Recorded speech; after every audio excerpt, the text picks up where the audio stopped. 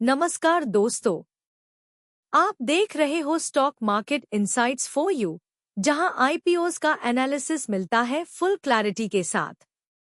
आज बात करेंगे एनएसडीएल आईपीओ की, इंडिया का सबसे बड़ा डिपॉजिटरी, जिसका रोल है फाइनेंशियल बैकबोन को स्ट्रॉन्ग बनाना।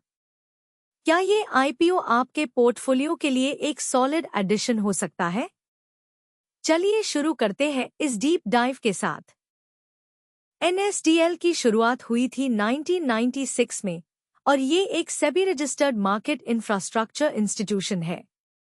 आज के टाइम में एनएसडीएल के पास है लगभग 87% सिक्योरिटीज का इलेक्ट्रॉनिक कस्टडी, मतलब भारत के फाइनेंशियल बैकबोन का असली हीरो। 3.95 करोड़ डीमैट अकाउंट्स और 65,391 डीपी सर्विस सेंटर्स, जो सीडीएसएल से 3 गुना ज्यादा है। पिन कोड कवरेज 99.34% इंडिया के कोने कोने तक एनएसडीएल पहुंच चुका है। ग्लोबल रीच भी जबरदस्त है, 194 कंट्रीज में प्रेजेंस। सब्सिडरीज जैसे एनडीएमएल और NSDL payments bank digital services और फाइनेंशियल इंक्लूजन को बूस्ट कर रहे हैं। यूपीआई, एपीएस, माइक्रो एटीएम सब कुछ कवर हो रहा है। आईपीओ 100% ऑफर फॉर सेल है, कोई फ्रेश इशू नहीं। वैल्यूएशन 16,000 करोड़ रुपीस तक जा रहा है अपर प्राइस बैंड पे। तो दोस्तों, एनएसडीएल सिर्फ एक कंपनी नहीं, ये है भारत के कैपिटल मार्केट्स का digital spine. IPO window open है 30 जुलाई से 1 अगस्त तक। प्योर 4,011 करोड़ रुपीस का इशू और ये 100% ऑफर फॉर सेल है। प्राइस बैंड सेट हुआ है 760 रुपी से 800 रुपी पर शेयर और मिनिमम इन्वेस्टमेंट है 14,400 rupees for 1 lot of 18 shares. Employees के लिए 76 रुपी का डिस्काउंट भी मिल रहा है। लिस्टिंग होगी 6 अगस्त को बीएसई और एनएसई। फाइनेंशियल्स की बात करें तो एनएसडीएल ने FY24 से FY25 के बीच अपना रेवेन्यू 12% तक बढ़ाया है और सबसे इम्प्रेसिव बात यह है कि पैट यानी प्रॉफिट आफ्टर टैक्स 25% तक जंप कर गया। अब बात करते हैं एनएसडीएल आईपीओ के कुछ इम्पोर्टेंट रिस्क्स और रेड फ्लैग्स की, जो हर इन्वेस्टर को ध्यान में रखने चाहिए।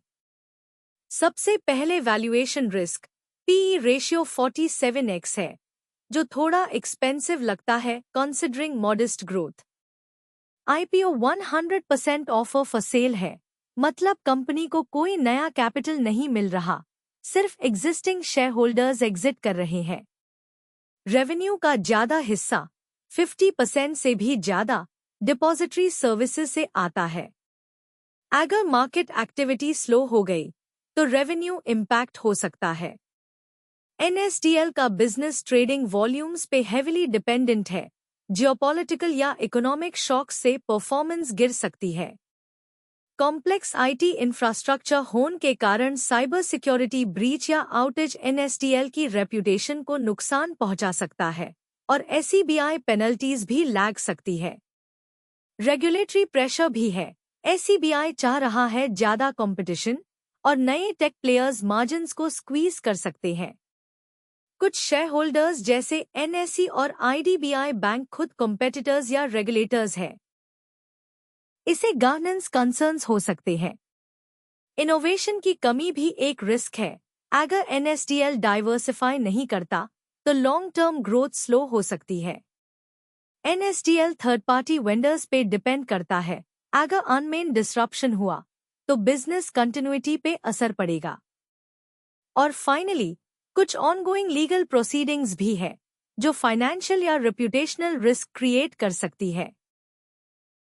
अब बात करते हैं लिस्टिंग के बाद क्या स्ट्रैटेजी होनी चाहिए। रिटेल इन्वेस्टर्स जो शॉर्ट टर्म के लिए आए हैं, उनके लिए बेस्ट है लिस्टिंग डे पे प्रॉफिट बुक करना। जीएमपी 137 रुपए के आसपास है, तो 17% का गेन मिल सकता है। मीडियम टर्म होल्डर्स के लिए एडवाइस है, होल्ड करो with stop loss. Fundamental strong है, लेकिन वैल्यूएशन थोड़ा हाई है, तो अपसाइड लिमिटेड हो सकता है। लॉन्ग टर्म इन्वेस्टर्स के लिए ये आईपीओ एक स्ट्रैटेजिक होल्ड है। एनएसडीएल का फिनटेक एक्सपेंशन और regulatory support long term growth को फ्यूल कर सकता है। और अगर आप रिस्क अवर्स हो तो लिस्टिंग पे एंट्री अवॉइड करो। ये एक 100% ओएफएस है, फ्रेश कैपिटल नहीं आ रहा, और अगर मार्केट वीक हुआ तो लिस्टिंग पॉप फेड हो सकता है। तो स्ट्रैटेजी क्लियर है, अपने इन्वेस्टमेंट गोल्स के हिसाब से मूव करो। दोस्तों, मैं पर्सनली एनएसडीएल आईपीओ में रिटेल कैटेगरी से थोड़ा इन्वेस्ट करने वाली हूँ, क्योंकि मार्केट में और भी आईपीओ ऑप्शंस अवेलेबल है।